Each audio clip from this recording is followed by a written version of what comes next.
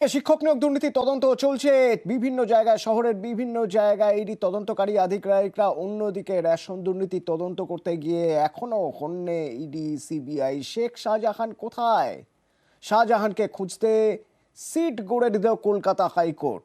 এই সিটে সিবিআই এর পাশাপাশি থাকবে রাজ্য পুলিশও। নেজার থানার কোনো পুলিশ সিটে থাকতে পারবেন না, নির্দেশ কলকাতা হাইকোর্টের বিচারপতি জয় সেনগুপ্তর।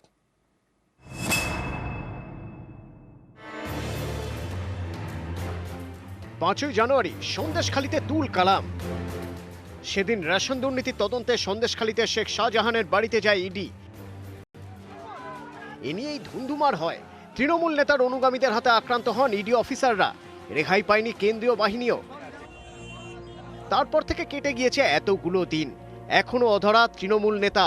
সেই শাহজাহানকে খুঁজতে এবার সিট গড়ে দিল কলকাতা হাইকোর্ট। সিটে সিবিআই এর পাশাপাশি থাকছে রাজ্য পুলিশ। হাইকোর্টের নজরদারিতে চলবে তদন্ত। সিটে সিবিআই ও রাজ্য পুলিশের সমান সংখ্যক সদস্য থাকবেন। সিটের নেতৃত্বে থাকবেন সিবিআই এর পুলিশ সুপার পদমর্যাদার অফিসার। হাইকোর্টের অনুমতি ছাড়া তদন্তের চূড়ান্ত রিপোর্ট পেশ করবে না সিট। নেজার থানার কোনো পুলিশ সিটে থাকবে না। প্রয়োজনে কেন্দ্রীয় বাহিনীর সাহায্য নিতে পারবে সিট। এর আগে সিবিআই এবং রাজ্য থেকে একজন করে এসপি পদমর্যাদার আধিকারিকের নাম চান বিচারপতি জয় সেনগুপ্ত। দুপুর 2টোর মধ্যে নাম চান বিচারপতি। যদিও এদিন সিবিআই এর তরফে আদালতে কোনো এসপি পদমর্যাদার অফিসারের নাম দেওয়া হয়নি।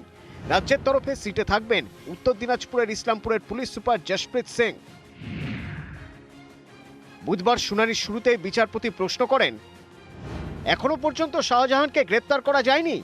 রাজ্যের আইনজীবী বলেন খোঁজ চলছে।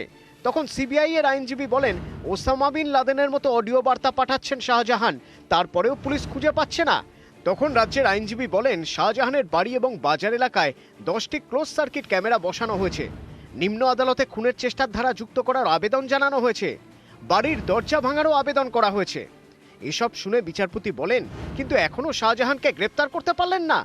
অদূর ভবিষ্যতেও ধরতে পারবেন কিনা সন্দেহ। পুলিশি নিষ্ক্রিয়তা এখনো আছে। তথ্য প্রমাণ লোপাট হচ্ছে।